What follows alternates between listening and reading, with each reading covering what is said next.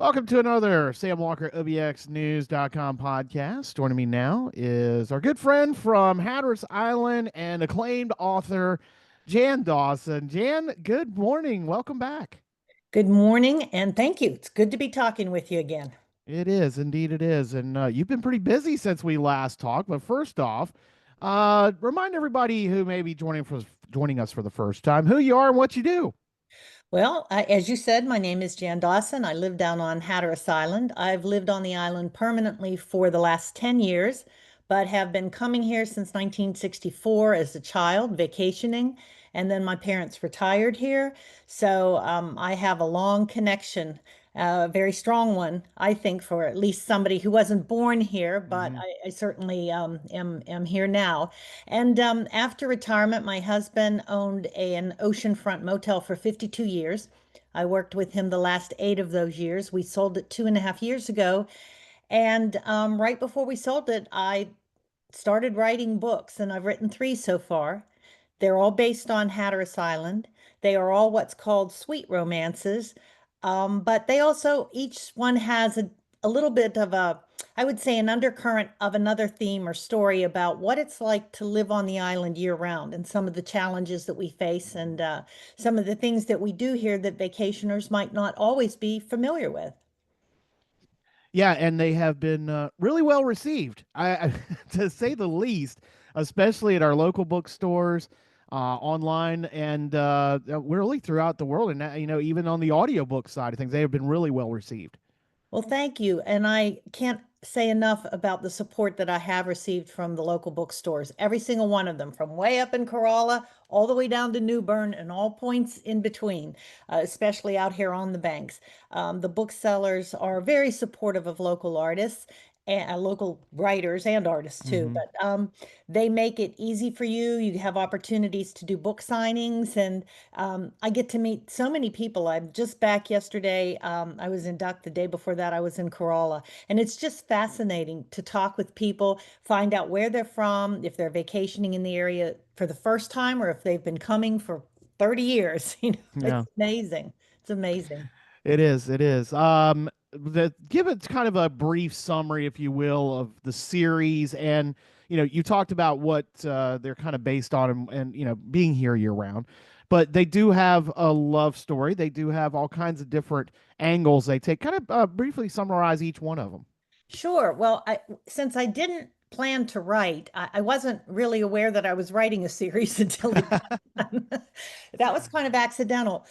Each book can be read as a standalone, but they did turn out to be series. So if you're a reader and you like the books, then it makes sense to read them one, two, three. The Right. first book is Storm Season, and I often say it's one island, two hurricanes, three generations of women, and a love story that spans 4 decades. Obviously, with storm, you think of hurricanes out here on the Outer Banks, and that's a big part of the plot line of the book. But there's also a grandmother, a mother, and a daughter, and their relationships start out rather stormy. So there's not only recovery from the storm, but maybe healing in the family. And I also talk in that book about the role of CERT, the community emergency response teams Hmm. that come into play when we have hurricanes or any other kind of issues on the island. That's something that people might not be aware of. So that's the first book. When I wrote the second book, it was a different protagonist, but I thought it might be fun to have some of the characters from the first book just be in the background of the second book. The second book is Hooked on You. And that story is about a young woman who comes from Raleigh. That's where she works. She has been through a pretty nasty divorce, and she is very much not healed from that. Her college roommate's mother has a house out here on the Outer Banks, so she comes for what she thinks will be what we call a girls' weekend. Women out there listening will know the whole thing, very comfy pants, fuzzy slippers, a bottle of wine, a good book, maybe some good music. But when she gets there, I want to do that too. Come on now. okay, that's okay. You could do it too. Yeah. She gets there and finds out that they've entered her in a fishing tournament, and she has never fished in her life. And of course, if you live down here, especially in the fall, winter, and spring, we have a lot of surf fishing tournaments. Hatteras is very well known for that, so that plays into it. Um, as I always say, once you put your hook in the water, you never really know what you're going to catch. Hmm. So that's the romance portion of it. But in that book, I deal with facing up to mental health issues, and it's okay to get help if you need help. If you're not healing from a situation and you can't do it alone, that's okay. That's perfectly okay. And we also talk in this book, there's a situation where the Hatteras Island Rescue Squad comes into play. And Mm. of course, they perform incredible service here on the island. And so I wanted to uplift them and talk about the work they do. So that's Hooked on You. The third book is Tangled Lines. A number of readers, after they read the first book, they said, we feel that you left one storyline kind of hanging out there. You didn't really close it off. And we'd like to see you pick that up again and tie up all the loose ends. So that's pretty much why the book is called Tangled Lines. It is tying Mhm. up a lot of loose ends, but one of the characters is a commercial fisherman. And of course, lines get tangled on boats periodically. Oh yeah. And the female lead character in the book is studying jellyfish. And of course, if you think of jellyfish, you think of all the Hmm. tangles and the tentacles. And so the story is really their story. But the underlying thing to think about there is young people leaving the Hatteras area and going away for school or careers or whatever in the pool to come back. When I did, part of that book takes place in Woods Hole, Massachusetts, which is up south of Boston near the Falmouth. And I was up there in May for a book reading and a book signing. Lovely group of people. And we talked about the similarities of living in a cape or on an island or in an insular area and how that creates different issues for the people who live here and who leave and who might want to come back because it's never quite the same. Hmm. So those are the three books. And as you say, people have really enjoyed them. I've been very surprised and very grateful. I always say it's really nice when someone who's not your good friend or your relative tells you that they enjoyed the book. And people are always finding new things in the books that I didn't necessarily think about when I was Oh. reading it. And Hmm. so it's always nice to talk with folks and say what they felt or which character they identified with and why. I've done some book clubs, and that's been a lot of fun too, because you get to go a little bit more in depth. At a book Hmm. signing, it's sort of you talk for a few minutes and then people are on their way. But at a book club, you get to get down into the nitty-gritty a bit more. Right. Yeah, I was going to ask you also, this is taking you to some places. You just mentioned one, you got to go up to Massachusetts to Woods Hole. It is very much like here, if you think about it. And when the first time I went out there, oh gosh, 10 years, almost 10 years ago with my son, James, he was looking at going to Massachusetts Maritime and was just like, gosh, this feels like home. I mean, it really did. But you've had a chance to do, not only go a bunch of places with the book, you've gotten to do some pretty big things and TV and things like that. So I know it's been kind of a busy and exciting at the same time. I was really fortunate, when you look back on your life as you get older and you start, when you're in the middle of living, when you're a younger person, you're not sure why things are happening, but you just go with the Yeah. flow. When you have a time to be a little bit more look at things in retrospect and kind of settle down as we have in retirement and look back, I can see where a lot of things in my career helped me with where I am now. As you know, Sam, and we've talked about it, I spent a number of years as a television journalist. Mhm. And I, of course, wrote then. It was a different kind of writing, but it gave me a lot of confidence in terms of speaking publicly. Right. And also in terms of when we had the motel, of keeping people informed when we had the bad storms and things. And through that, I made a lot of relationships with the media people Mhm. in North Carolina and Virginia. And then in turn, they wanted to support me with the book. So it's been a Yeah. virtuous circle. But it's funny how that all came together. It is kind of strange our little fraternity sorority that we have in this business, isn't it? That we end up at some point where all our paths have crossed at some point in some way, and we end up I'm not making that in a bad way, but using each other in a cool way Well, at some point.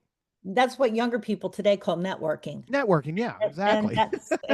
and Yeah, that's what we all tend to do. And yeah. and with the advent of the different social media platforms, it's made it so Mm, much easier. yes. I Yeah. mean, I have contact with a number of people that worked with me in television or I knew of that I would never be able to keep touch with otherwise. It just Hmm. wouldn't have happened over time and distance and whatnot. In the past, we've talked previously about the process, how this process started for you and where the process has gone. What's something that you've learned in that time about writing itself and about, the begin from the start of the concept to publication, all that? What's some of the things that you've learned in that time? Oh, do we have several hours? And we're not doing a TED talk here, but Um, I would say one of the things is that when you have an idea comes in your mind and it doesn't pass. It's not something that just comes in and out, but you keep revisiting it and it grows and it develops and you're always thinking about it. That's probably something you need to act on. And in this case, I developed the storyline while I was getting ready for surgery because I couldn't sleep at night. uh-huh. And then it got to be fun every night. As I would wake up in the middle of the night, I would think more about the story. And it was my husband who finally said, look, you've got a good story there. You need to write it down. And I was talking with Chef West Stepp yesterday. I think you know Chef Oh yeah. from NC Coast, and he's working on a book as well. And so we were Uh-huh. talking about self-publishing and some of the things that he was hoping to do with his book. And he's, of course, a very active person. And he said the Yes, he is. he said, the heaviest thing you have to lift in the gym is the door. Good point. Yep. And yep, and that really stuck with me. And we were talking about that. It's the same thing with writing. The Mhm. hardest thing to do is sit down at the computer, or if you decide you want to do it longhand, but I think most people today, when they actually start writing, do it on the computer, is that first sentence, that first hitting the keyboard, and then trusting the process and trusting yourself, knowing that as you start working through it you may change some of the ideas that you thought. The characters may change. I told people if they've read Storm Season, there's a character in the book named Mike. He is the father of the daughter in the book because there's a daughter, a mother, and a granddaughter. So he's the husband of the mother, I should Right. say, and her father. And at first, in my mind and in my outline, even, he was sort of not a very likable character and had a very, I thought, a minor role to play. But I found as I was writing, he had a very important role to play. And in essence, a lot of people have said became their favorite character in the book. Hmm. It didn't start out that way in my mind, but that's how it turned out. So I think you have to trust the process and know that, especially if you're writing fiction, the characters will let you know what they want you to do. They'll tell Yeah. you. They'll tell you. I think I've also learned that people are very interested when they come to vacation here or visit here or move here about this area. And so when you write a book that is based locally or regionally, that gives you one leg up to Mhm. start. But then you have to do the rest of it. Books, this may surprise you, but when you put a book in a bookstore, it doesn't automatically sell itself. No, really. There, there are a lot of other fine people out there doing the very same thing. Yeah. And you have to find a way to promote yourself. It's easier for me because I have a background in that. I could see where it would be very challenging. Not everybody who's a writer is also somebody who's comfortable in the public. Yeah. Those are two different things. And so I'm lucky in that regard that I have been able to do a lot of promotion because when you self-publish, you don't have an agent, you don't have a publisher, and so you have to make it work for yourself. And that's why I go back to the local bookstores saying that they are more than willing to do that. If you do your part, they'll do their part, All and right.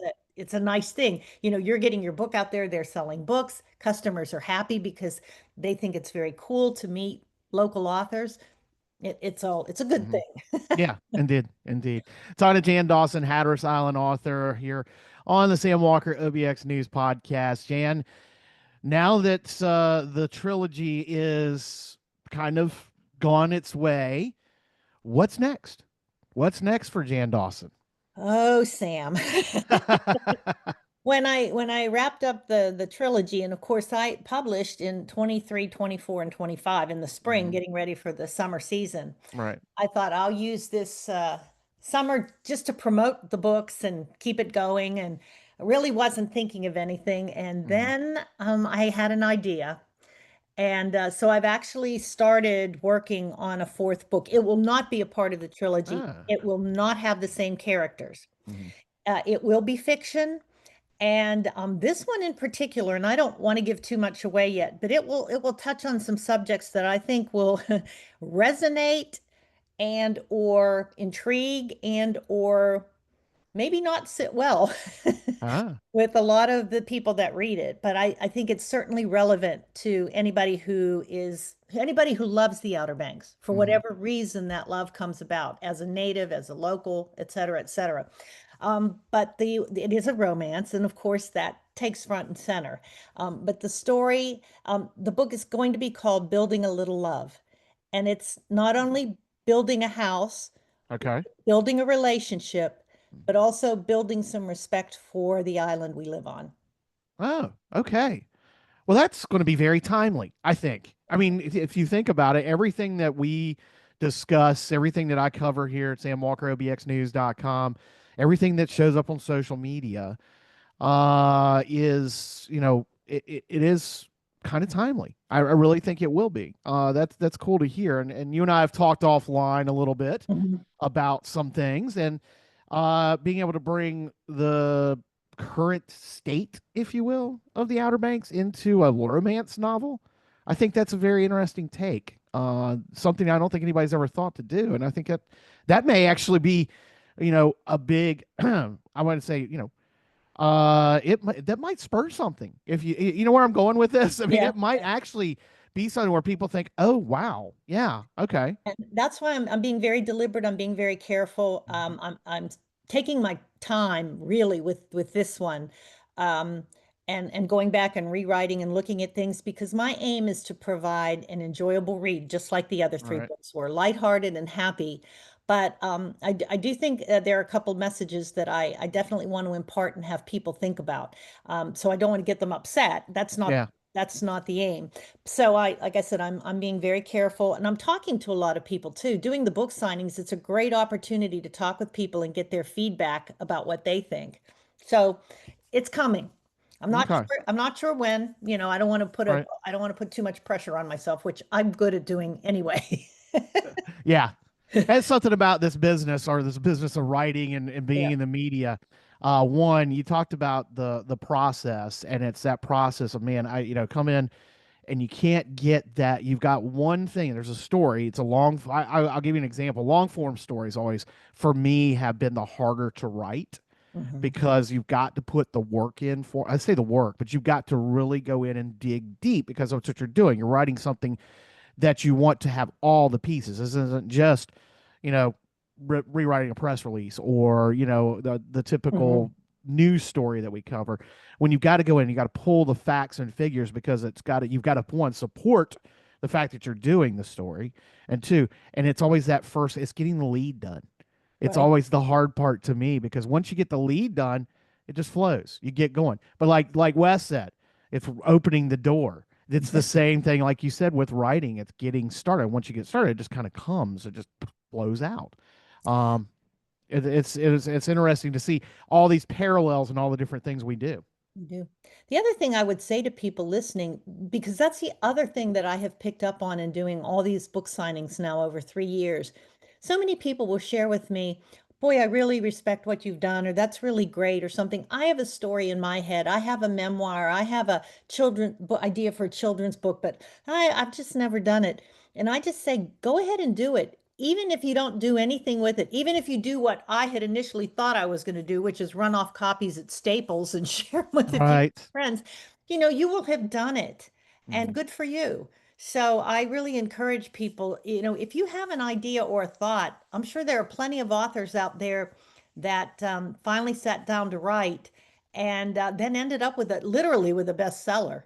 Uh, Mhm. so I don't have that dream. That's not an expectation. I've exceeded expectations because I never had any.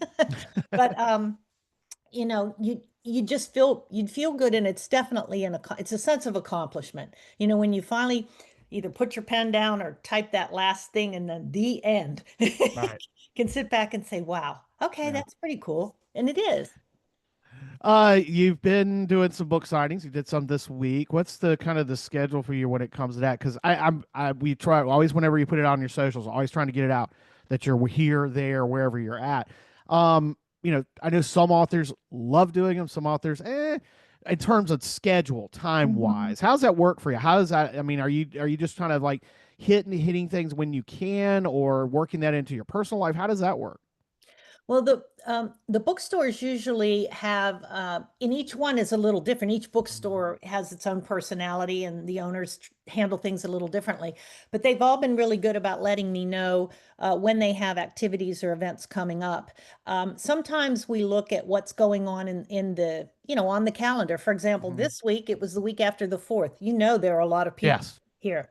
Yeah. And with the really hot weather, that, sends, there's kind of a magic, a Goldilocks zone when people go to the beach. It's either raining, they're Mhm. not going to go to the beach. And if it's too hot, they don't want to go to the beach. Yeah, when you work in duck every day, you Yeah. know when it's hot because Tuesday and Wednesday you aren't going anywhere anytime soon, or if Right. it's raining. Right. So the last 2 days were phenomenal, Mhm. really, really good. Have been in New Bern already, and I did First Friday and Dare Days in Manio. Um, so the next thing coming now, now I have a little bit of a break because actually I have family coming to visit, All right. and we have a vacation. But I've just been notified of an event coming up in New Bern that they'd like for me to participate in it. This will be interesting if it comes to pass because it will be more than one author. There'll be a group of us, but we all write romance. Mhm. And Oh so, wow. yeah. And Okay. so, and then, we'll all be there together, which will be fun.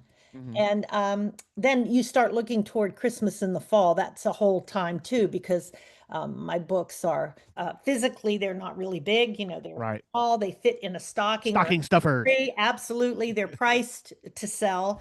And so we'll be doing a lot of marketing around Christmas Mhm. time. And yeah, so that calendar will fill up. But right now for Labor Day weekend, I think is the next big All right. Yeah. push. I think it's interesting to find that you're doing things in New Bern and being someone, I guess maybe I'm a little, I don't know, Outer Banks, being Outer Banks centric, maybe being a little bit, well, the rest of the state doesn't care about us because they don't ever come out here. But it's interesting that you've got somewhere in New Bern, you got a book store in New Bern that really likes to have you there. But there's a tie there. I mean, that Hmm. there's more of a connection than we realize for people who live in that part of the coast. They could actually tend to gravitate towards us more than the Raleighs and even Greenvilles do. Hmm. Yep, New Bern, the bookstore there has been very supportive, Mm. and I'm also starting a relationship with the bookstore in Washington, what we call Little Yeah. Washington. Yeah, people come out here. They like to get away from where they are and come out. And for them, it's an easy weekend trip. So, Right. and I would also like to think, just besides the location, that the stories are good. Yeah. People like my Right. books, so that makes Right. me happy. And from a bookseller standpoint, if you get an author that's selling, then you feel good about that. Yeah. You'll Indeed. bring them back. All right, Jan, remind everybody where they can get the books, remind everybody the books themselves, where they can get them, all that good stuff. Okay, well, my books are Storm Season, Hooked on You, and Tangled Lines. And they are available at the Island bookstores in Duck and Corolla. They are available at Duck's Cottage and Downtown Books in Manio. Those two Hmm. bookstores are connected. Of course, Buxton Village Books in Buxton, Books to be Read in Ocracoke, Pamlico Books in Little Washington, and Next Chapter Books in New Bern. Okay. Most of those bookstores do have an online presence, so you can order from them offline if you would like to support the local bookstores. If you're in an area where that's not feasible, or you're a Kindle reader or something, the books are available on Amazon, Hmm. and And they are. yeah, and you've got them available audiobooks as well. Yes, I do. All right, Jan. Thanks so much for joining us here on the Sam Walker OBX News Podcast. Always great to talk with you and hang out with you on online and see you when we're out. See you. I know you guys got to take part in going to Theodosia and the Sanderling this week. Yes, we did. How was that? How was that for you? We did. We enjoyed it very much. We are familiar with Vivian Howard's presentations and menus because we had visited Chef and the Yeah, Farmer a number of times during its heyday. right. So we were very interested to see what she would do with her chef de cuisine in terms of taking the Northern Outer Banks area or even just Mhm. the Outer Banks area and making a menu out of that. We had very good service and we had very good food. So we were very pleased. Yeah, we got to be there for the preview for the soft opening preview the night before the official opening, and it was great then. And I can imagine it's just gotten better since, just because they've gotten a chance to go through the first half of the season now. So we can't wait to get back there before they do wrap it up. And hey, you know what? There's not many places like the Sanderling. It is nice to stay there, isn't it? Oh yeah, they've done a Yeah. beautiful job on the renovations, which were Hmm. were needed, to be honest. As someone Hmm. who worked in the hospitality industry, periodically you Yeah. need a facelift. We all we Yeah. all do. Yeah. Right. So, uh, Yeah. But but no, it's a lovely property. It's Mhm. great to have that to go to as a little getaway. Yep, it is. It is. All right, Jan. Well, thank you so much for your support of SamWalkerOBXNews.com. And we're glad that we've been able to support you in the ways we've been able to, and look forward to more future writing from you here in the near future. I'll keep you posted. Thank you so much. Have a great rest of the summer. And thank you for listening and watching to the Sam Walker OBX News Podcast.